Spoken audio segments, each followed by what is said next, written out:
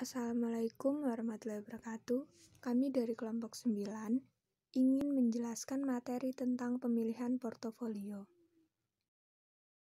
Kelompok kami beranggotakan yang pertama yaitu Wiwit Indayana dengan NIM 25 dan saya sendiri yaitu Febiola Asahoirunisa dengan NIM 38 dan yang terakhir yaitu Binti Nadifa dengan NIM 36.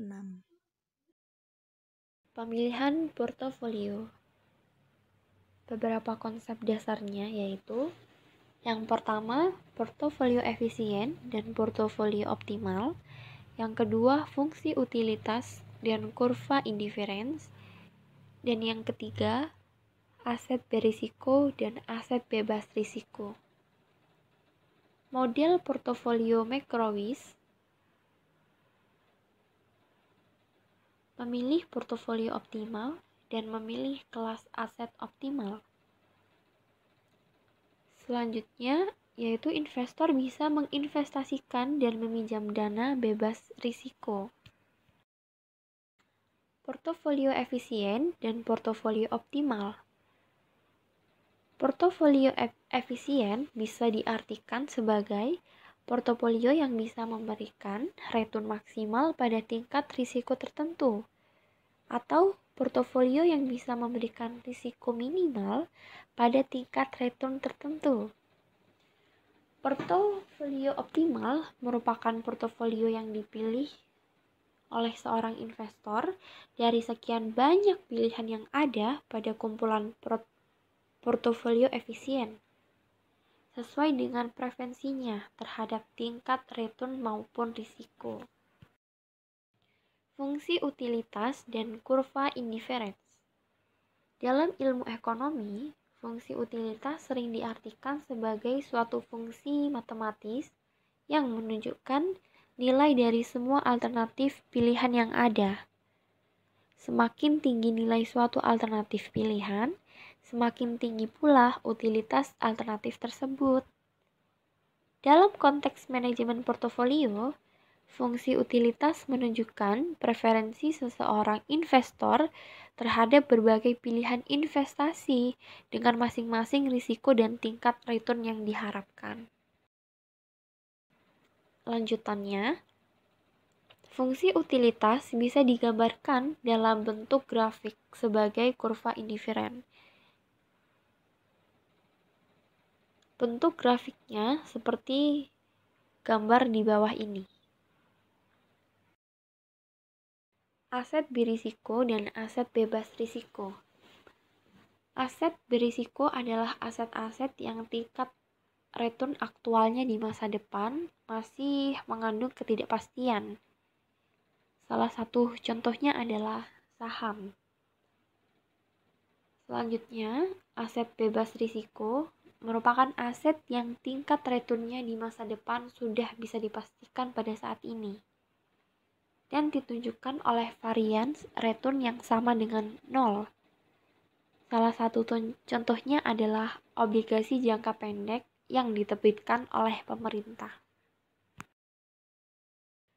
Model portofolio Markowitz.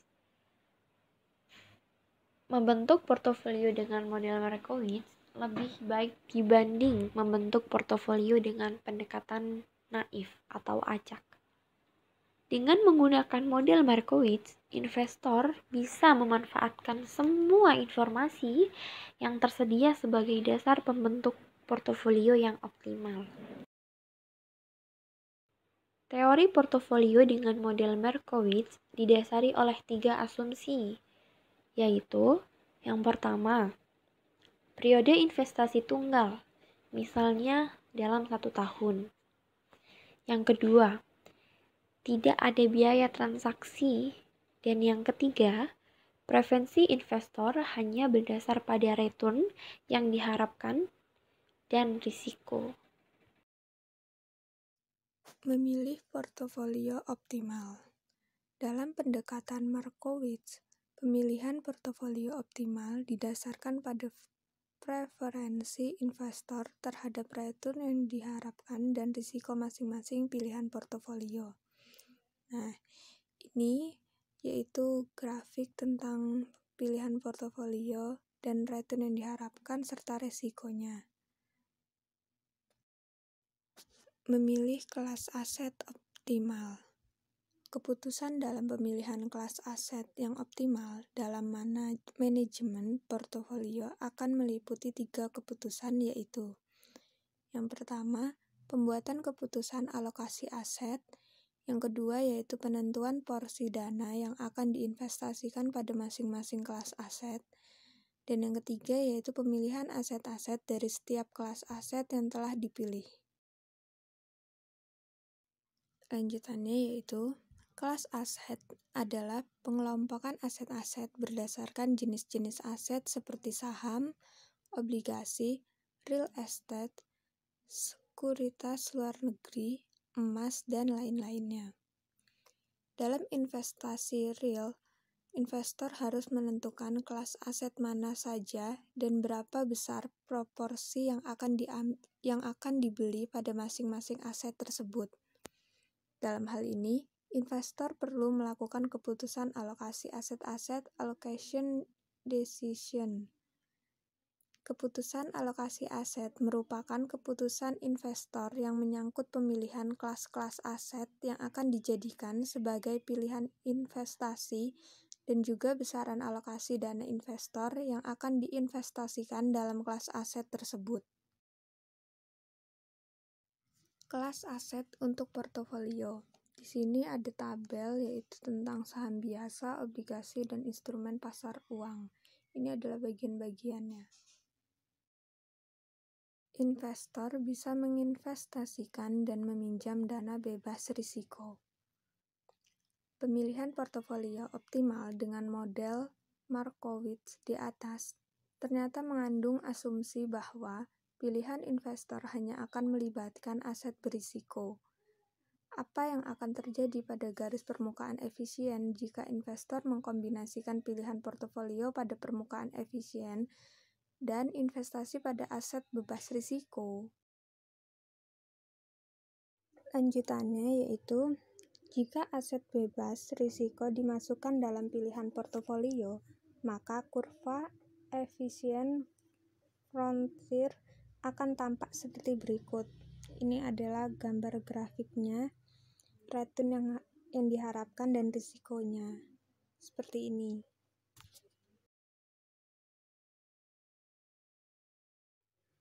Investor bisa menginvestasikan dananya pada aset bebas risiko. Yang pertama yaitu, dengan demikian, jika porsi dana yang diinvestasikan pada aset bebas risiko sebesar WRF dan sebesar 1- WRF pada portofolio L, maka return yang diharapkan dari kombinasi portofolio tersebut adalah sebagai berikut ini. Yang kedua yaitu, jika investor menginvestasikan seluruh dananya 100% pada aset bebas risiko, maka return yang diharapkan adalah sebesar 0. Sehingga, untuk menghitung standar deviasi portofolio yang terdiri dari aset berisiko dan aset bebas risiko, bisa kita gunakan rumus sebagai berikut ini. Contohnya, misalkan portofolio L menawarkan tingkat return yang diharapkan sebesar 20% dengan standar deviasi 10%, sedangkan aset bebas risiko menawarkan return yang diharapkan sebesar 5%. Misalkan, investor menginvestasikan 40% dananya pada aset bebas risiko, dan 60% atau 100% dikurang 40% pada portofolio L. Maka, jawabannya yaitu dari rumus yang tadi 0,4 dikali 0,05 dan ditambah 0,6 dikali 0,6 yang hasilnya yaitu 0,14 atau 14%. Dan rumus yang satunya yaitu 0,6 dikali 0,1 yang hasilnya yaitu 0,06 atau 6%. Jadi inilah gambar perubahan pada permukaan efisiensi model Macrowitz jika investor bisa meminjam dana bebas risiko.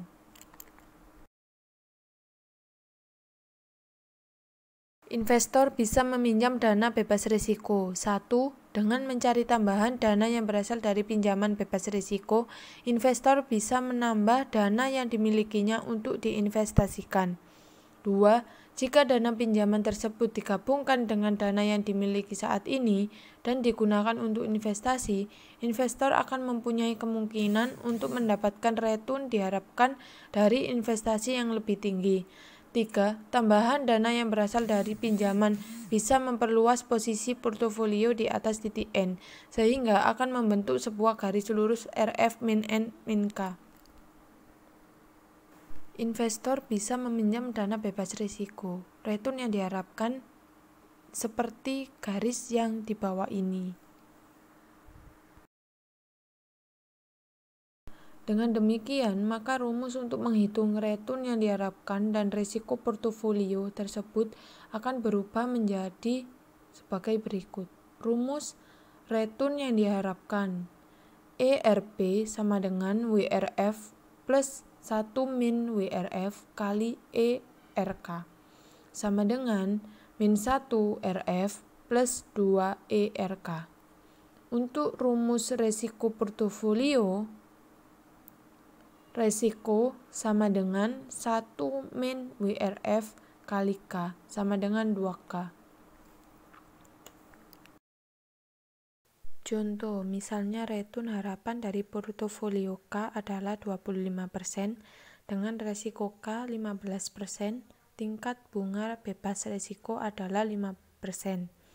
Dengan demikian, kita bisa menghitung tingkat return harapan serta standar deviasi portofolio K sebagai berikut. Rumus return harapan ERP sama dengan min 1 dikali 0,05 ditambah 2 kali 0,25 sama dengan min 0,05 ditambah 0,5 sama dengan 0,45 sama dengan 45%. 45% dari 0,45 dikali 100. Untuk rumus standar deviasi portofolio K sama dengan 1 min WRF dikali risiko K sama dengan 1,0 dikurangi min 1 dikali risiko K sama dengan 2 dikali risiko K sama dengan 2 kali 0,15 sama dengan 0,30 sama dengan 30%. Nah, 30% dari 30 kali 100. Memilih portofolio berdasarkan preferensi investor. Dalam memilih portofolio, investor akan mendasarkan pemilihannya pada preferensi terhadap return yang diharapkan dan resiko yang bersedia ditanggung investor. Tiap investor mempunyai tanggapan risiko yang berbeda-beda. Investor yang mempunyai tanggapan kurang menyukai risiko mungkin akan memilih portofolio di titik B. Tetapi, investor lainnya mungkin mempunyai tanggapan risiko berbeda lagi, sehingga mereka memilih portofolio yang lainnya selama portofolio tersebut merupakan portofolio efisien yang masih berada di efficiency. Portofolio yang mana akan dipilih investor tergantung dari fungsi utility-nya masing-masing. 1. Semakin konservatif seorang investor, semakin enggan dia menanggung resiko pilihan portofolionya, akan semakin mendekati aset bebas risiko atau titik RF. Yang kedua, semakin agresif seorang investor, berarti semakin berani dia menanggung risiko sehingga pilihan portofolionya akan semakin mendekati portofolio pada aset beresiko. Pilihan investor nantinya akan berada pada titik persinggungan antara kurva utilitas investor U1 atau U2 dengan garis permukaan efisien garis RF min K. Untuk investor ke-1, portofolio optimal adalah berada di titik C1 yang memberikan kepuasan kepada investor ini sebesar U2. Jika investor ini rasional, dia tidak akan memilih portofolio D1, karena walaupun portofolio ini tersedia dan dapat dipilih yang berada di attainable set, tapi bukan portofolio yang efisien, sehingga akan memberikan kepuasan sebesar U1 yang lebih rendah dibandingkan dengan kepuasan sebesar U2. Investor akan memilih portofolio yang memberikan kepuasan yang tertinggi. Cukup sekian yang dapat kelompok kami jelaskan. Semoga bermanfaat, dan apabila ada kesalahan kata, mohon untuk dimaklumi. Terima kasih. Wassalamualaikum warahmatullahi wabarakatuh.